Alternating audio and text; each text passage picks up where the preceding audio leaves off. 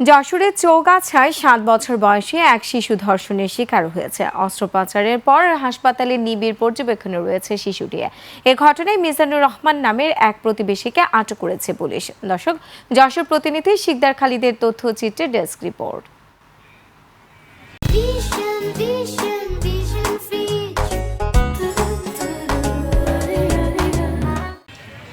ধর্ষণের শিকার শিশুটিকে প্রথমে চৌগাছা উপজেলা স্বাস্থ্য কমপ্লেক্সে নেওয়া হয়, পরে যশোর জেনারেল হাসপাতালে স্থানান্তর করা হয়। শিশুটির মা জানান, বাড়ির পাশে খেলা করছিল শিশুটি। এ সময় সম্পর্কে দাদা মিজানুর তাকে তুলে নিয়ে ধর্ষণ করে। পরে রক্তাক্ত অবস্থায় বাড়িতে ফিরে মাকে ঘটনা বলে দেয় শিশুটি। বর্তমানে শিশুটি নিবিড় পর্যবেক্ষণে রয়েছে। এখন তার শারীরিক অবস্থা কি সেটা পর্যবেক্ষণে রাখা হচ্ছে। এখন পর্যন্ত রোগীটা মোটামুটি ভালোই আছে, মানে তার শারীরিকভাবে সুস্থতার দিক দিয়ে ভালো আছে।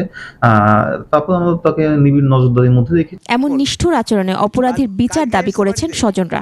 একটাই দাবি, ওনাকে ফাঁসি দেন। একটা বাচ্চা লক্ষ্য বয়স 60 বছর চিন্তা করছে।